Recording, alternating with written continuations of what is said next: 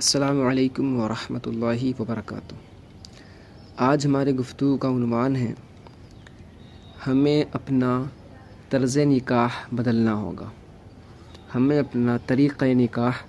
بدلنا ہوگا، یہی ہمارا عنوان ہے آج۔ ہمارے معاشرے میں جس طرح سے نکاح کیا جا رہا ہے، بہت ساری جگہوں پہ بہت سارے غلط کام کیے جا رہے ہیں۔ اسی کے بارے میں آج ہم بات کریں گے، چند احادیث بھی پیش کریں گے اور گزارش یہ کریں گے کہ عمل کریں تاکہ ہمارے معاشرے میں پھیلی ہوئی یہ جو خرابیاں ہیں یہ سب ختم ہو جائے۔ ایک خرابی جو بہت زیادہ پھیل رہی ہے اور بہت سارے لوگوں میں پائی جاتی ہے، لوگوں کا ڈیمانڈ کرنا، شادی کے وقت لڑکی والوں سے بہت ساری امیدیں رکھنا۔ اس بارے میں فتاوی فیض الرسول میں ہے، لڑکا یا اس کے گھر والوں کا شادی کرنے کے لیے نقد روپیہ اور سامان جہیز مانگنا یا موٹر سائیکل اور جیپ و کار وغیرہ کا مطالبہ کرنا حرام و ناجائز ہے، اس لیے کہ وہ رشوت ہے۔ اور حدیث شریف میں ہے، رشوت دینے والے اور لینے والے دونوں پر حضور صلی اللہ علیہ وآلہ وسلم نے لعنت فرمائی ہے، لہٰذا مسلمانوں پر لازم ہے کہ وہ حضور سید عالم صلی اللہ علیہ وآلہ وسلم کی لعنت سے بچیں اور اپنی عاقبت خراب نہ کریں، یعنی لڑکی والوں سے نکاح کے عوض کسی چیز کا مطالبہ نہ کریں اور مانگنے کی صورت میں لڑکی والے ان کو کچھ نہ دیں۔ یہ حکم اس صورت میں ہے کہ جب صراحتاً یا اشارتاً مطالبہ کیا جائے، اور اگر اپنی خوشی سے دیا جائے تو شرعاً کوئی قباحت نہیں۔ تو اس فتوے میں آپ نے ملاحظہ کیا کہ یہ رشوت ہوتا ہے، جو مانگتے ہیں نا، کھل کے مانگیں، اشارے سے مانگے، جیسے بھی مانگتے ہیں، لڑکا مانگے، لڑکے کا گھر والا مانگے، تو یہ سب حرام ہے، رشوت ہے۔ ایسے مانگنے والے کو دینے سے بھی منع کیا گیا، اور یہ چیز ہم دیکھ رہے ہیں بہت سارے جگہ پہ پائی جاتی ہے۔ دوسری چیز کیا ہے کہ اس میں مسلمانوں کو تکلیف دینا بھی ہے،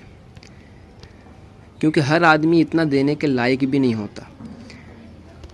مسلمانوں کو تکلیف دینا، ایذا دینا، یہ خود ایک بہت بڑا جرم ہے۔ فتاوی مفتی اعظم جلد 4 صفحہ 422 پر ہے، اسلام میں سختی اور تکلیف پہنچانے کی اجازت نہیں ہے۔ آپ کسی مسلمان کو اس لیے کہ آپ نکاح کر رہے ہیں، اس کی بیٹی کو آپ دلہن بنا رہے ہیں، تو آپ اس کو تکلیف میں ڈالیں، آپ کو ہرگز اس کی اجازت نہیں ہے۔ ایسے ہی ایک اور بات آگے فرماتے ہیں حضور مفتی اعظم ہند رحمۃ اللہ علیہ، کسی مسلمان کو اپنے قول سے یا فعل سے ناحق ایذا دینا اللہ و رسول کو ایذا دینا ہے۔ حدیث میں ہے، جس نے کسی مسلمان کو ایذا دی اس نے مجھے ایذا دی، اللہ اکبر، اور جس نے مجھے ایذا دی اس نے اللہ رب العزت کو ایذا دی۔ تو جو لوگ ایذا دیتے ہیں، مسلمانوں کو تکلیف دیتے ہیں، ستاتے ہیں، ایسے ہی کئی جگہ پہ یہ ہوتا ہے کہ شادی تو ہو جاتی ہے، شادی کے بعد لڑکی کو ایذا دیتے ہیں، بعد میں ستاتے ہیں کہ تو نے یہ کیا لایا ہے، تو یہ کیا لے کے آئی ہے، اتنا سارا سامان ذرا سے لے کے آئی ہے، لانا تو تجھے بہت سارا تھا، ہمیں تو یہ چاہیے تھا، یہ چاہیے، تو بعد میں ستاتے ہیں۔ تو وہ گویا اس لڑکی کو نہیں ستاتے، وہ سرکار کو تکلیف دیتے ہیں صلی اللہ علیہ وسلم، اور جو سرکار کو تکلیف دے اللہ کو ناراض کرتا ہے، اور ایسے لوگ کے لیے جہنم کی آگ بہتر ہے۔ تو یہ سب چیزیں غور اگر کریں ہم تو ہمیں سمجھ میں آ جائے، ہماری عقل ٹھکانے میں آ جائے، اور ان لالچی لوگوں کو بھی بات سمجھ میں آ جائے جو لڑکی والوں کو اتنا پریشان کرتے ہیں اور ان سے اپنے گھر کو بھرنے کی توقع رکھتے ہیں۔ اور تیسری بات یہ ہے کہ ہمیں جیسا نکاح کرنا چاہیے وہ ہم نہیں کرتے۔ وہ کیا ہے؟ مشکات شریف میں مراد المناجیح میں جلد 5 میں حدیث پاک ہے، حدیث نمبر 3097 ہے، حضرت عائشہ رضی اللہ عنہا سے روایت ہے، فرماتی ہیں کہ آقا کریم صلی اللہ علیہ وآلہ وسلم نے فرمایا، بڑی برکت والا نکاح وہ ہے جس میں بوجھ کم ہو۔ اس کی شرح میں مفتی احمد یار خان نعیمی رحمۃ اللہ علیہ فرماتے ہیں، یہ کلمہ نہایت جامع ہے، یعنی جس نکاح میں فریقین کا خرچ کم کرایا جائے، مہر بھی معمولی ہو، جہیز بھاری نہ ہو، کوئی جانب مقروض نہ ہو جائے، کسی طرف شرط سخت نہ ہو، کسی طرف سے شرط سخت نہ ہو، اللہ کے توکل پر لڑکی دی جائے، وہ نکاح بڑا ہی بابرکت ہے۔ ایسی شادی خانہ آبادی ہے۔ آج ہم حرام رسموں بیہودہ رواجوں کی وجہ سے شادی کو خانہ بربادی بلکہ خانہائے بربادی بنا لیتے ہیں۔ کئی گھر برباد ہوتے ہیں، کئی لوگ مقروض ہوتے ہیں، سالوں تک ان کا قرضہ اترتا ہوتا ہے، اور کئی بار تو شادی کے بعد بھی ادھر ماں باپ بھی پریشان، ادھر لڑکی بھی روتی ہے۔ تو یہ جو بھی چیزیں ہو رہی ہیں، جو لوگ کر رہے ہیں ایسا،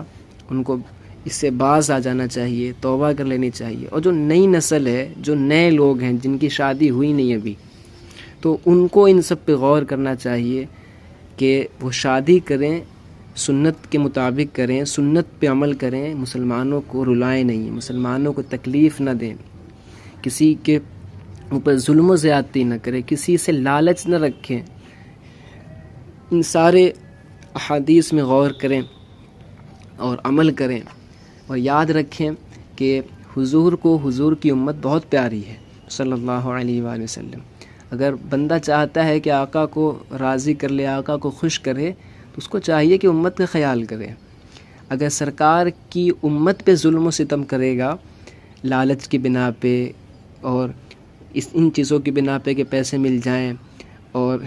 طرح طرح سے لوگ تکلیف دیتے ہیں مسلمانوں کو، شادی کے علاوہ بھی دیتے ہیں، الگ موقع پہ بھی دیتے ہیں، تو ان سب کو عبرت پکڑنی چاہیے کہ وہ حضور کو تکلیف دیتا ہے، مسلمانوں کو ستاتا ہے اگر تو مسلمانوں کے لیے مہربانی کیجیے، مسلمانوں کے لیے رحمت کا معاملہ کیجیے، مسلمانوں پہ رحم کیجیے، مسلمانوں سے محبت کیجیے، آپ سے جس قدر ہو سکتا ہے مسلمانوں کے لیے آسانی پیدا کیجیے۔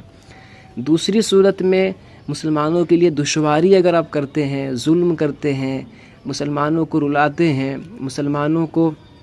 پریشان کرتے ہیں، آج کا عنوان تو شادی کا موقع ہے، لیکن کسی بھی موقع پہ اگر آپ ایسا کرتے ہیں تو آپ کے لیے دردناک عذاب کی وعید ہے۔ اللہ تعالیٰ سے ڈرنا چاہیے، ہم سب کو اللہ تعالیٰ سے ڈرنا چاہیے، اور ہم سب کو سرکار صلی اللہ علیہ وآلہ وسلم کی امت کے لیے آسانی کرنے کی پوری کوشش کرنی چاہیے۔ ہم سے جس قدر ہو سکے سرکار کی امت کو راحت پہنچائیں، آرام پہنچائیں۔ اور نکاح کی بات ہو تو بیٹی کو عزت سے، ایک دم آسانی سے، کوئی بغیر کسی بوجھ ڈالے ہوئے دلہن بنانے کی نیت ہمیں ہونی چاہیے، ارادہ ہمارا ہونا چاہیے۔ ہاں، ماں باپ اس کو خوشی سے کچھ بھی دیں، تھوڑا دیں، زیادہ دیں، کچھ بھی دیں، تو اس میں شرعاً قباحت نہیں ہے، جیسا کہ فتاوی فیض الرسول میں اوپر گزرا کہ یہ لینا جائز ہے، لیکن ذرہ برابر بھی لڑکا یا لڑکے کے گھر والے کے دل میں کوئی امید، لالچ نہیں ہونی چاہیے۔ اللہ تعالی ہمیں عمل کرنے کی توفیق عطا فرمائے، آمین بجاہ خاتم النبیین صلی اللہ علیہ وآلہ وسلم۔